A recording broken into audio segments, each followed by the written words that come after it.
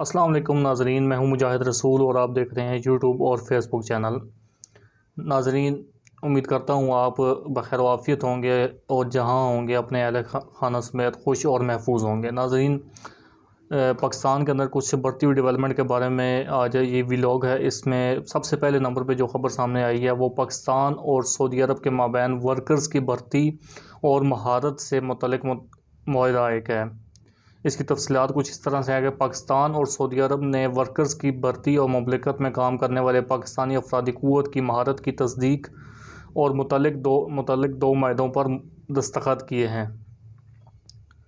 ذرائع کے مطابق دفتر خارجہ سے جاری بیان میں کہا گیا ہے کہ معاہدے پر پاکستان کے وزیر برائے وفاقی تعلیم و پیشہ ورانہ تربیت شفقت محمود اور سعودی عرب کی جانب سے ڈاکٹر احمد جبار الیمنی نے دستخط کیے۔ بیان میں کہا گیا ہے کہ کارکنوں کی بھرتی اور معاہدہ مملکت میں متنوع پیشوں میں پاکستان سے افرادی قوت کی برآمد کے عمل کو ہموار کرنے اور معاون ثابت ہوگا۔ ان کے حقوق کو تحفظ ملے گا اور سعودی عرب میں کام کرنے والے پاکستانی شہریوں کو قانونی تحفظ حاصل ہو سکے گا۔ تو ناظرین، یہ پاکستان کے اندر جو رہنے والے اسکلڈ ورکر ہیں ان کے لیے ایک بہت اچھی خبر ہے، جو کہ سعودیہ کے ساتھ پاکستان کا یہ معاہدہ ہوا ہے، جس میں جو اسکلڈ ورکر ہیں وہ اپنی اسکل کو استعمال کرتے ہوئے سعودیہ کی کمپنیز میں کام کر سکیں گے، جس سے پاکستان کے اندر ان امپلائمنٹ کا ایشو بہت حد تک کم بھی ہو سکتا ہے۔ اس کے علاوہ ہمارے پاس جو اگلی خبر ہے وہ سیلکوٹ واقعے کے بعد ایک بہت بری فضا بنی ہوئی تھی، جیسی صورتحال بن گئی تھی، جو سری لنکن ایک فارن بندہ تھا جس کے اوپر بہت زیادہ تشدد کیا گیا ایک ہجوم کی جانب سے، ایک جتھے کی جانب سے، جو کہ ایک بہت مذمتی عمل تھا۔ تو اس کے اوپر ایک میٹنگ ہوئی۔ میٹنگ کے اندر بات کی گئی ہے کہ خبر کچھ اس طریقے سے کہ سخت ایکشن لینے کا وقت آ گیا ہے، حکومت کی توجہ قوانین کے نفاذ پر ہے۔ سیلکوٹ میں سری لنکن مینیجر کو تشدد کے بعد قتل اور لاش جلانے کے واقعے کے حوالے سے وفاقی وزیر انسانی حقوق شری مزاری نے کہا کہ ہمیں اپنے قوانین کا دوبارہ جائزہ لینا ہوگا اور دیکھنا ہے کہ نیشنل ایکشن پلان پر کہاں عمل درآمد نہیں ہو رہا۔ جب اے پی ایس کا معاملہ ہوا تھا تو اس کے بعد ایک نیشنل ایکشن پلان بنایا گیا تھا، جس کے اوپر عمل کرتے ہوئے پاکستانی افواج نے کافی حد تک دہشت گردی کے جو واقعات تھے ان کو بہت اچھے طریقے سے کنٹرول کیا، اور کنٹرول کرنے کے بعد کافی عرصہ پاکستان کے اندر بہت سے جو یعنی کہ حادثے تھے یا خود کش دھماکے تھے یا ٹیررسٹ اٹیکس تھے، وہ بہت زیادہ کم ہو گئے تھے۔ لیکن دیکھنے میں کچھ عرصے میں دیکھنے میں آیا کہ ایک بہت زیادہ تشدد کے واقعات دوبارہ سے ہونا شروع ہو گئے ہیں۔ تو اسی پالیسی کے اوپر دوبارہ نظر ثانی کے بارے میں اس خبر میں بتایا گیا ہے کہ نظر ثانی کی جائے گی۔ ذرائع کے مطابق انہوں نے کہا ہے کہ موجودہ قوانین پہلے سے بنائے گئے ہیں، جو کہ قوانین موجود ہیں اور حکومت ان پہ عمل کر بھی رہی ہے، لیکن گزشتہ حکومتوں نے ان پر عمل نہیں کیا، یعنی کہ جو آخری 2 سال تھے پی ایم ایل این کی گورنمنٹ کے پاس، انہوں نے اس کے اوپر عمل نہیں کیا، لیکن یہ کہہ رہے ہیں کہ ہم نے اس کے اوپر عمل کیا ہے۔ تو سیلکوٹ واقعے کے حوالے سے انہوں نے یہ بھی کہا ہے کہ کسی طرح ہجوم نے تشدد کیا، اس پر سوال یہ اٹھتا ہے کہ قانون نافذ کرنے والے ادارے کہاں تھے اور وقت پر کیوں نہیں ہے۔ انہوں نے کہا ہے کہ چیزیں سامنے آ رہی ہیں، ہجوم نے کیوں اور کس طرح تشدد کیا، لوگوں کی شناخت ہو گئی ہے، گرفتار ہو گئے ہیں، جن میں سے کچھ آج عدالت میں پیش ہوئے ہیں۔ امید ہے کہ عدالتیں بھی اس سلسلے میں سختی سے قانون کو لاگو کریں گی۔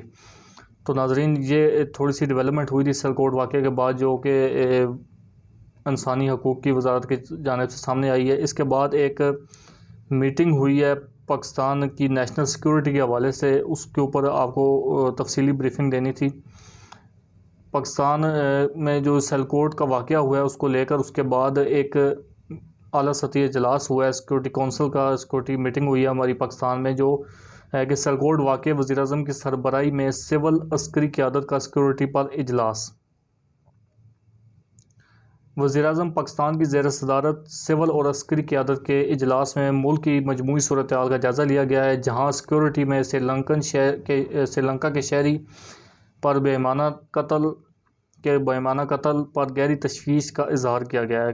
وزیر اعظم کے دفتر سے جاری بیان کے مطابق اجلاس میں chief of army staff general Qamar Javed Bajwa, قومی سلامتی کے مشیر معید یوسف، وزیر اطلاعات فواد چودھری، وزیر داخلہ شیخ رشید احمد، وزیر اعلیٰ عثمان بزدار اور دیگر سول اور عسکری عہدیداروں نے شرکت کی، جس کے اندر ہمارے جو D G S B R ہیں انہوں نے بھی شرکت کی۔ اس کے علاوہ corps commander Peshawar general Faiz Hamid نے بھی شرکت کی ہے، جو کہ پہلے ڈی جی آئی ایس تھے۔ اس میں آگے جو ہمارے پاس ایک پورا پلان انہوں نے چارٹ تیار کیا ہے، جس میں سیکورٹی کونسل کو ایک پورا مسودہ تیار کیا گیا ہے، جس طرح پاکستان اس کے اوپر ورکنگ کرتے ہوئے اپنے مقاصد حاصل کرے گا۔ تو یہ آپ کے ساتھ شیئر کرتے جاتے ہیں۔ ایک بنیادی پالیسی انہوں نے بنائی ہے کہ سب سے پہلے پالیسی وہ بنائی ہے جس میں سب سے پہلے نمبر پہ ہمارے پاس ہے جی معاشیت کی سیکورٹی۔ یہ ہمارے جو نیشنل سیکورٹی ایڈوائزر ہیں معید یوسف صاحب انہوں نے یہ ایک مسودہ تیار کیا ہے، جس کے ذریعے ہم اپنے نیشنل سیکورٹی پلان کو لے کر چلیں گے۔ تو سب سے پہلے نمبر پہ انہوں نے پوائنٹ دیا ہے کہ معاشیت کی سیکورٹی بہت لازمی ہے کسی بھی حکومت کے لیے یا کسی بھی ملک کے لیے۔ تو سب سے پہلے نمبر پہ پاکستان کو معاشی خود کفیل ہونا پڑے گا اور بہت بہتر ہونا پڑے گا معاشیت کے لحاظ سے، تاکہ پاکستان کے اندر کچھ اس قسم کے مسائل نہ ہوں جو کہ لوز معاشیت والے ممالک میں ہوتے ہیں۔ تو اس کے لیے کی مثال آپ دیکھیں جی، یو اے ای ایک ہمارے پاس ایک ایسا ملک ہے جس کی معیشت بہت اچھی ہے۔ سعودیہ کی معیشت بہت اچھی ہے۔ یو اے ای کی معیشت اچھی ہونے کی وجہ سے وہ 80 رافیل ابھی خرید رہا ہے فرانس سے، لیکن ان کو کوئی امپیکٹ نہیں پڑ رہا ہے۔ تو یہ معیشت ہونے کے فوائد بہت زیادہ ہیں۔ دوسرے نمبر پہ جو سعودی عرب ہے وہ بھی معیشت کے لحاظ سے، تیل کے لحاظ سے ایک بہت اچھا اور امیر کبیر ملک سمجھا جاتا ہے، اس لیے اس کا معاشرے میں ایک مقام اور عزت اور احترام ہے۔ دوسرے نمبر پہ معید یوسف صاحب نے جو پوائنٹ دیا ہے وہ فوڈ سیکیورٹی کے نام سے ہے۔ فوڈ سیکیورٹی یعنی کہ پاکستان کو خوراک کے اندر بھی خود کفیل ہونا پڑے گا۔ جو انسانوں کی یا پاکستانیوں کی یا جو آبادی ہے پاپولیشن کی، اس کی بیسک نیڈس جو ہیں وہ پوری کرنی پڑیں گی، جیسے خوراک ہے چاول ہے، گندم ہے، کوئی اس طرح یعنی کہ جو فوڈ سے ریلیٹڈ جو آئٹمز ہیں وہ اس میں خود کفیل ہونا پڑے گا، تاکہ امپورٹ کم سے کم کی جا سکے اور پاکستان میں کا جو زر مبادلہ ہے وہ امپورٹ میں خرچ نہ ہو۔ تیسرے نمبر پہ ہمارے پاس ملٹری سیکورٹی ہے۔ حالانکہ ملٹری سیکورٹی جب بھی نیشنل سیکورٹی کا نام آتا ہے یا نیشنل مسودے کا نام آتا ہے تو اس میں ہمارے پاس ملٹری سب سے پہلے نمبر پہ نظر آنی چاہیے، لیکن سب سے پہلی جو بنیادی چیز انہوں نے رکھی تھی وہ معیشت تھی، دوسرے نمبر پہ فوڈ سیکورٹی، اور تیسرے نمبر پہ ہمارے پاس تھی ملٹری سیکورٹی۔ ملٹری سیکورٹی بھی بہت ضروری ہے کسی بھی ملک کے اندر، کسی بھی ملک کو ایک بہتر ٹریک پہ ڈالنے کے لیے، ایک بہتر روٹ میپ پہ ڈالنے کے لیے ملٹری سیکورٹی بہت لازمی ہے۔ تو پاکستان کے بجٹ کے حوالے سے دیکھا جائے تو پاکستان کا جو بجٹ ہے وہ بہت زیادہ رکھا جاتا ہے، اسی لیے پاکستان ڈیفنس کے اوپر، تاکہ پاکستان ایک اچھی ملٹری قیادت یا ایک اچھی ملٹری فوج جو ہے وہ قائم اور برقرار رکھ سکے، تاکہ وہ پاکستان کے اندر ہونے والے واقعات پر وہ بہتر طریقے سے کنٹرول حاصل کر سکیں اور سرحدوں پر بھی بہتر طریقے سے کنٹرول حاصل کر سکیں اور پاکستان کو بہتر راہ پہ لے کے چل سکیں۔ چوتھے نمبر پہ ایک بہت بڑے اہم مسئلے کی جانب معید یوسف صاحب نے پوائنٹ دیا ہے، جو کہ پانی کی سیکورٹی ہے۔ اب پانی کی سیکورٹی آنے والے وقت میں بہت زیادہ جسے کہتے ہیں بہت زیادہ مسائل ہوں گے پانی کے حوالے سے۔ اس کے اندر یہ ہے کہ جو آپ کے پاس پانی ہے اس کو سٹور کیسے کرنا ہے، اس کو کیسے یوز کرنا ہے، اس کو کیسے سیو کرنا ہے، ڈیمز بنانے ہیں، جو انڈیا کے پاس آپ کا پانی آ رہا ہے اس سے اپنا پانی کا حصہ لینا ہے، اپنے پانی کو آپ نے سٹور کرنا ہے، ضائع ہونے سے بچانا ہے، اس طرح کے پوائنٹس آتے ہیں اس کے اندر، یعنی کہ پانی کی سیکورٹی بہت ضروری ہے۔ 5 نمبر پہ جو پوائنٹ دیا گیا ہے وہ خارجہ پالیسی کے سے ریلیٹڈ ہے۔ خارجہ پالیسی سے ریلیٹڈ جو پوائنٹ ہے اس کے اندر آپ اپنی جو اپنا ملک ہے پاکستان ہے اس کے جو تعلقات ہیں وہ دوسرے ممالک کے ساتھ وہ کیسے ہوتے ہیں، جس طرح سعودیہ کے ساتھ پاکستان کے تعلقات بہت اچھے ہیں، افغانستان کے ساتھ تعلقات بہت اچھے ہیں۔ اب اس کے اندر لازمی نہیں ہے کہ سعودیہ اور افغانستان ہو، بلکہ بھارت جس کے ساتھ ہماری کشیدگی رہتی ہے، لیکن ان کے ساتھ بھی تعلقات کو بہتر کرنے پر غور کیا جانا چاہیے اور کریں گے۔ اس سے ریلیٹڈ جو بھوٹان ہے، نیپال ہے، سری لنکا ہے، سینٹرل ایشیا ہے، مختلف جو ملک ہیں ان کے ساتھ بھی تعلقات رکھنے چاہیے، اس صورتحال میں گائیڈ لائن دی گئی ہے۔ چھٹے نمبر پہ امپورٹنٹ ترین ایشو ہے جو کہ آبادی میں اضافہ. پاکستان کی آبادی میں دن بدن بہت زیادہ اضافہ ہوتا جا رہا ہے. اس حوالے سے مودی صاحب نے چھٹا پوائنٹ اس کے اندر رکھا ہے. آبادی میں اضافہ ایک بہت بڑا خطرہ ہے. اس میں ہمارے پاس سب سے پہلے جو چیز آتی ہے، پاکستان کی آبادی تقریباً 22 کروڑ ہو چکی ہے، اس سے زیادہ ہو چکی ہے، لیکن ہمارا جو رقبہ ہے، جو ہمارا ایریا ہے پاکستان کا، وہ اتنا زیادہ نہیں ہے. تو اس صورتحال سے ان کو دیکھنے کے لیے انہوں نے اس پوائنٹ کو بیچ میں رکھا ہے. ہمارے پاس اتنے وسائل نہیں ہیں، خوراک کی کمی ہے، یہاں پہ ادویات اتنی نہیں بنائی جاتی جتنی ضرورت ہوتی ہیں، پروڈکشن اتنی نہیں کی جاتی کسی بھی چیز کی جتنی یہاں پہ ریکوائرڈ ہوتی ہے. تو اس لیے آبادی جو ہے وہ ایک بہت بڑا مسئلہ ہے.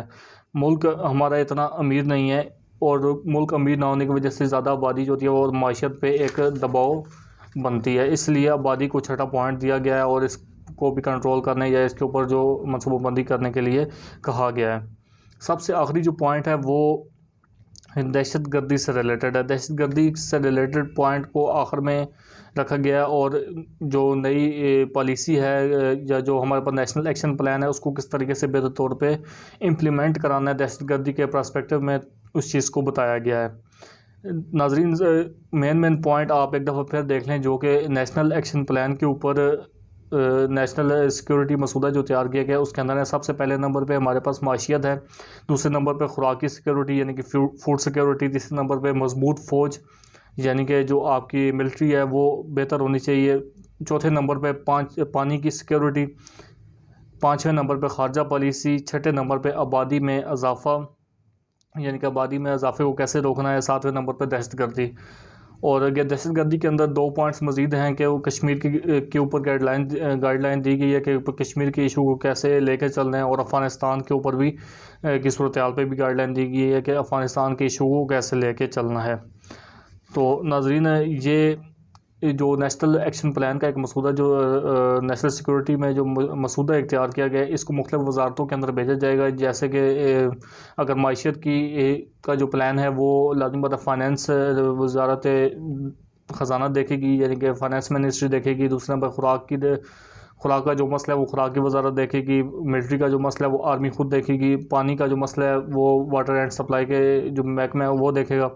خارجہ پالیسی فارن منسٹری دیکھے گی، اور آبادی میں اضافہ جو ہے وہ منصوبہ بندی کے جو وزارت ہے وہ دیکھے گی. دہشت گردی کی جو پوائنٹ ہے وہ اس کو آرمی خود دیکھے گی. اس کے علاوہ یہ جو نیشنل مسودہ اختیار کیا گیا ہے اس کو اگلے مرحلے میں وفاقی کابینہ کے اندر پیش کیا جائے گا، اور اس وفاقی کابینہ کے اندر جو ارکان ہیں ان سے ان کی رائے پوچھی جائے گی. اگر کچھ اس کے اندر ایڈ کرنا ہوگا تو وہ اس میں ایڈ بھی کریں گے، اگر کچھ اس میں نیگلیکٹ کرنا ہوگا یا کچھ پوائنٹ نکالنے ہوں گے تو وہ اس میں سے نکال بھی سکتے ہیں.